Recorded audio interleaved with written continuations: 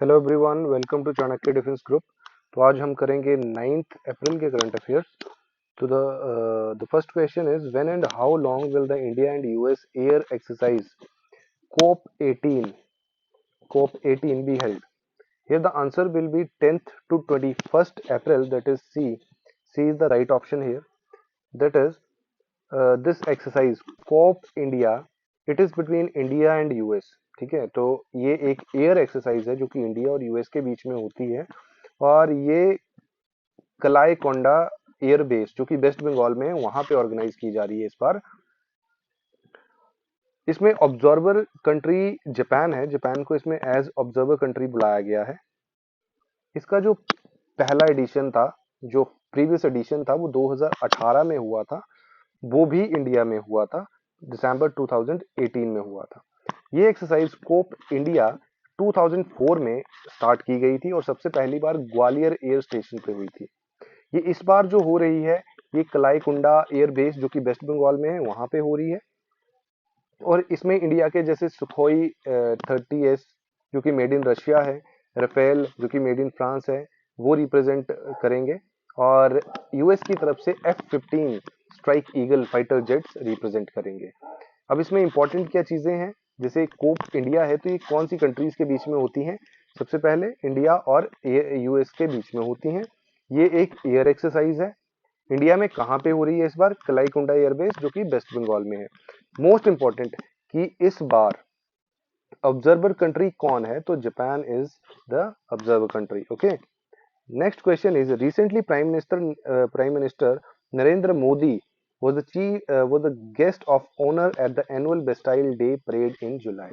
ठीक है, जुलाई में जो एनुअल बेस्टाइल डे परेड है वो होनी है कहीं पे, तो उसमें प्राइम मिनिस्टर मोदी जी को गेस्ट ऑफ ऑनर इनवाइट किया गया है। तो वो कहाँ पे हो रही है? तो हियर आंसर इज फ्रांस। ये पेरिस में हो रही है बेस्टाइल डे परेड। 14 जुलाई को, हर साल 14 जुलाई को ये डे सेलिब्रेट किया जाता है जिसको बोलते हैं बेस्टाइल डे। परेड की जाती है। अब बेस्टाइल क्या था? बेस्टाइल एक्चुअली एक मिलिट्री फोर्ट्रेस था और इसको प्रिजन बना दिया गया था बाद में। ठीक है, इसमें कैदी रखे जाते थे। जब फ्रेंच रेवोल्यूशन हुआ 1789 में, तो उसमें इसको बेस्टाइल को गिरा दिया गया था। ठीक है, यानी लोगों ने फ्रीडम फ्रीडम देखी थी, सबसे पहली बार इंडिपेंडेंस मिल गई थी उनको। तो फ्रांस इंडिपेंडेंस डे भी इसी दिन को बोलते हैं बेस्टाइल डे परेड और फ्रांस इंडिपेंडेंस डे। क्या डेट है? 14 जुलाई। इस बार कहाँ पे हो रही है, मतलब कहाँ पे सेलिब्रेट करते हैं इसको? पेरिस में, जो कि है फ्रांस में। फ्रांस की कैपिटल पेरिस है। यहाँ के प्राइम मिनिस्टर हैं इमैनुअल मैक्रोन। कैपिटल है पेरिस, करेंसी है यूरो। लैंग्वेज यहाँ पे फ्रेंच बोली जाती है। Now the next question is who has become the fastest Indian to take 50 wickets in IPL history? तो 50 विकेट्स किसने फास्टेस्ट ली हैं? तो इस बार रिकॉर्ड बनाया है खलील अहमद ने। Khalil Ahmed, D is the right answer, जो कि दिल्ली कैपिटल्स की साइड से खेलते हैं। दिल्ली कैपिटल्स की तरफ से खेलते हैं ये। इन्होंने 35 मैचेस में 50 विकेट्स ली हैं, जो कि इन्हें fastest Indian to take 50 wickets Khaleel Ahmed. Okay, now next is recently how many places in Arunachal Pradesh have been announced to be renamed? तो एक्चुअल में इसका आंसर 11 होगा, 11। क्योंकि जैसे कि हमें पता है कि चाइना हर बार काफी बार ट्राई कर चुका है अरुणाचल प्रदेश को कैप्चर करने के लिए, बट इंडिया का एक इंटीग्रल पार्ट है ये अरुणाचल प्रदेश। ये चाइना जो है, इसने रिसेंटली क्या किया है, अपना इनका जो मिनिस्ट्री ऑफ सिविल अफेयर्स है, उन्होंने एक स्टैंडर्डाइज्ड नेम पब्लिश किए हैं, लिस्ट पब्लिश करी है स्टैंडर्डाइज्ड नेम्स की 11 प्लेसेस की, जो कि अरुणाचल प्रदेश के 11 प्लेसेस हैं, उनका नाम चेंज कर दिया है। और ये इन्होंने नाम लिखे हैं जैसे तिब्बतियन में, पिनियन में, इन दोनों लैंग्वेजेस में इन्होंने इन जगहों के नाम चेंज करके लिखे हैं। ऐसा पहले भी कर चुका है चाइना 3 बार, तीसरी बार है ये। 2017 में पहली बार किया था, फिर 2021 में, और फिर अभी 2023 में भी कर दिया है। ठीक है, बट इंडिया ने इस चीज को नकार दिया है। अरुणाचल प्रदेश का नाम, जो चाइनीज नाम लेते हैं उसको ज़ैंगनन बोलते हैं, ज़ैंगनन। और इन्होंने 11 प्लेसेस, यहाँ पे 9 सी लिखा है बट एक्चुअल में 9 प्लेसेस का उन्होंने नाम चेंज कर दिया था। Next is, in which year the प्रधानमंत्री कृषि सिंचाई योजना, सिंचाई योजना वाज स्टार्टेड। तो ये जो योजना है, ये जो स्कीम है, ये 2015 में स्टार्ट की गई थी, 2015 में स्टार्ट की गई थी। अब एक्चुअली ये न्यूज़ में क्यों है, क्योंकि पब्लिक इन्वेस्टमेंट बोर्ड ने अप्रूव किया है जमरानी डैम, ठीक है, जमरानी डैम, डैम को, जो कि नैनीताल उत्तराखंड में है। और उस डैम को इस योजना के तहत बनाया जा रहा है। ये सेंट्रल स्पॉन्सर्ड योजना है, स्कीम है, और इसी के अंडर इस डैम को बनाया जा रहा है, जिसका नाम है जमरानी डैम, ठीक है जी। और ये कहाँ पे है? नैनीताल उत्तराखंड में है। अब इस स्कीम के जो स्कीम है, ये प्रधानमंत्री कृषि सिंचाई योजना, इसकी क्या ऑब्जेक्टिव है? इसका ऑब्जेक्टिव है increasing access of water to farms, ताकि फार्म्स तक ज्यादा से ज्यादा पानी पहुंचाया जा सके। इसलिए ये डैम भी मल्टीपर्पज प्रोजेक्ट बनाया जा रहा है। ये expanding cultivable areas under assured irrigation, improving on farm water use efficiency. तो ये सब चीजें जो हैं, ये ऑब्जेक्टिव हैं इस स्कीम के।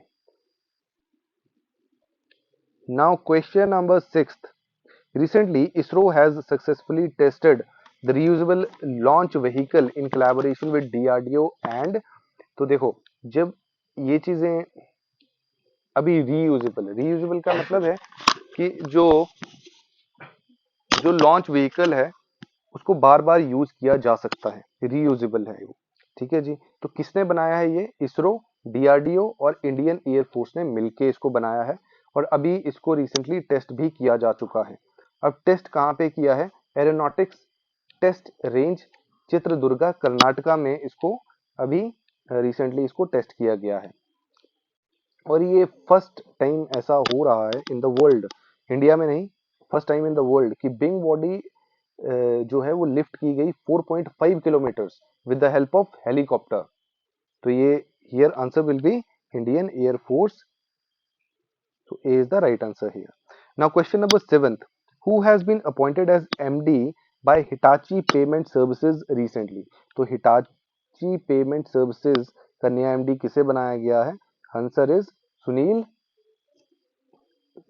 सुनील बिकाम से। ओके, सुनील बिकाम से। पहले ये सीईओ है थे कैश कैश बिजनेस के, सेम इसी कंपनी में कैश बिजनेस के सीईओ थे। इन्होंने अब रुस्तम ईरानी को रिप्लेस किया है और खुद ये एमडी बन चुके हैं अब हिटाची पेमेंट सर्विसेज के। Okay, now question number 8 is who wrote the book war and women. तो ये बुक जो है एम ए हसन ने लिखी है, डॉक्टर एम ए हसन द्वारा लिखी गई है ये, जो कि एक बहुत फेमस ऑथर हैं। अभी ये कहाँ पे इसका रिसेंटली क्या हुआ कि 52nd सेशन जो था यूएनएचआरसी का, that is United nation human right council का, जो 52nd सेशन था, वहां पे इस बुक को रिलीज किया गया, वॉर एंड वुमेन। अब ये वॉर एंड वुमेन बुक किसने लिखी है? डॉक्टर एम ए हसन ने लिखी है। यूएनएचआरसी के बारे में थोड़ा सा पढ़ते हैं। तो इसके हेडक्वार्टर कहाँ है? जिनेवा, स्विट्जरलैंड में है।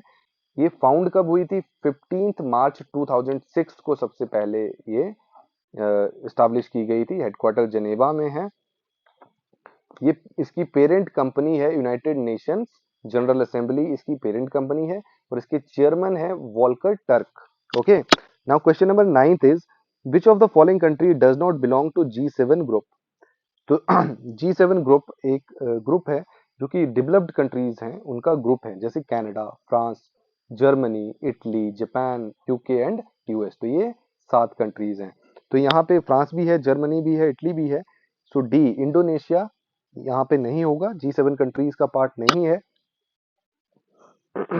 ओके, तो G7 जो ग्रुप था ये 1975 में फॉर्म हुआ था।